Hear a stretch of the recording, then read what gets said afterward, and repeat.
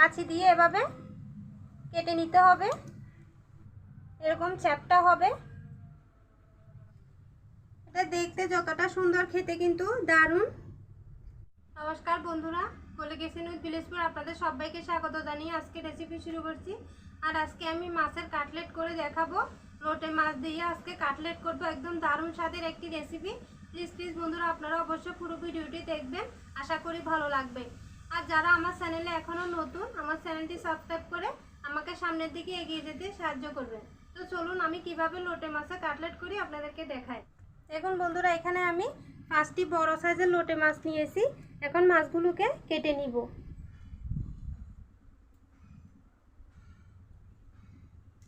বন্ধুরা, যেভাবে আমরা লোটে মাছ কাটি প্রথমে আমি ওভাবে কেটে নিব।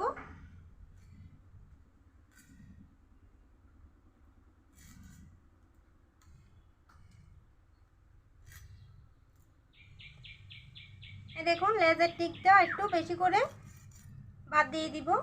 এটা কিন্তু ফেলে দিব না, বাকি মাছটা যখন রান্না করব এই লেজগুলো কিন্তু তখন রান্না করে ফেলবো।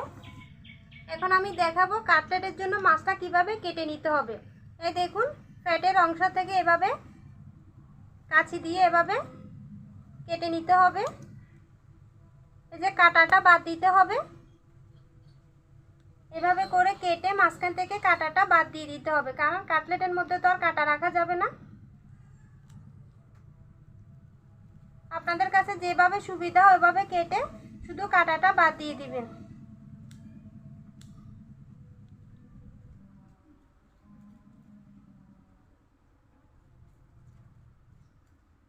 এই দেখুন বন্ধুরা, কত লম্বা কাঁটা। যার যেভাবে সুবিধা ওভাবে কাঁটাটা কেটে বাদ দিয়ে দিবেন। কাটলেটের জন্য আমার মাছটা একদম রেডি, এরকম চ্যাপ্টা হবে। তো বন্ধুরা, এভাবে আমি সবগুলো মাছকে কেটে নিব। এখন বন্ধুরা, আমি মাছগুলো ধুয়ে ভালো করে জল ঝরিয়ে নিয়ে চলে এসেছি। আর আমার কাটলেট করার জন্য আজকে বিস্কুটের গুঁড়া লাগবে, সেজন্য এখানে আমি মেরি বিস্কুট নিয়েছি। বিস্কুটগুলোকে একটু ভেঙে ভেঙে ব্লেন্ডার জারে দিয়ে দিব, তারপর গুঁড়া করে নিব। খুব বেশি গুঁড়া করা যাবে না, একটু দানাদার থাকবে। দেখুন বন্ধুরা, এখানে নিয়েছি 3টে কাঁচামরিচ, কিছুটা ধনেপাতা, আর নিয়েছি 3 কোষ রসুন। এগুলোকে একটু আমি পেস্ট করে নিব। দেখুন বন্ধুরা, আমি বিস্কুটগুলোকে গুঁড়ো করে নিয়ে চলে আসছি। দেখুন একটু দানা দানা থাকবে। এখানে পেস্টটাও নিয়েছি, এখন মাছের মধ্যে মেখে নিব। দিয়ে দিব কাঁচামরিচ, ধনেপাতা, রসুনের পেস্ট, দিয়ে দিব একটা ডিম, লবণ, হলুদের গুঁড়া, মশলার গুঁড়া ও কর্নফ্লাওয়ারটা কিন্তু অবশ্যই দেওয়ার চেষ্টা করবেন, না হলে কাটলেটটা মুচমুচে হবে না। এখন মেখে নিব। কুসুমটা আলাদা করে গুলে নিতে হবে। দেখুন ভালো করে মেখে নিয়েছি।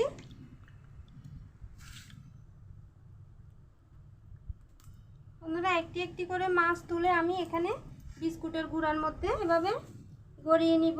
দেখুন, আর এই কাজটা কিন্তু বাম হাত দিয়ে করলে সুবিধা হবে, যেহেতু এটা শুকনা থাকতে লাগবে। ভিজে হাতে ধরলে বিস্কুটের গুঁড়া যদি ভিজে যায় তাহলে পরে মাছগুলো ভাজতে কিন্তু একটু কষ্ট হবে, মাছের গায়ে লাগতে চাইবে না। এই দেখুন ভালো করে লাগিয়ে নিয়েছি। এখন তেলের মধ্যে দিয়ে দিব।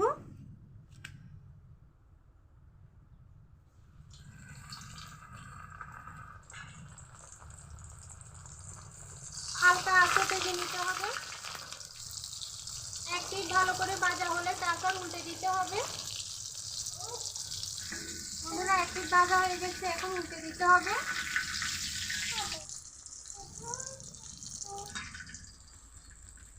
বন্ধুরা, মাছের কাটলেটটা ভাজা হয়ে গেছে, এখন তেল ঝরিয়ে এভাবে তুলে নিব।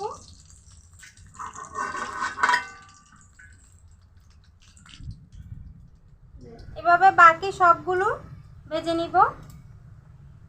যদি এক্সট্রা জল থাকে তাহলে এভাবে ধরলে একটু ঝরে যাবে।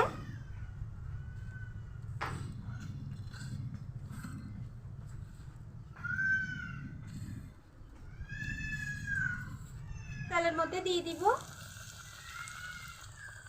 দেখুন বন্ধুরা, আমি সবগুলো কাটলেট ভেজে নিয়েছি। আর এরকম একটু লাল লাল করে মুচমুচে করে ভেজে নিতে হবে।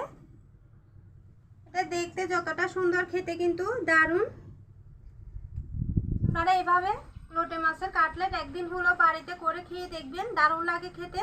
তো আমার ভিডিও কেমন লেগেছে কমেন্টে জানাবেন। যদি ভালো লাগে তাহলে ভিডিওতে একটি লাইক দিবেন। আমার চ্যানেলটি সাবস্ক্রাইব করে আমার পাশে থাকবেন। আজকে এই পর্যন্ত। সবাই ভালো থাকবেন, সুস্থ থাকবেন, সাবধানে থাকবেন। দেখা হবে অন্যদিন নতুন কোনো রেসিপি নিয়ে।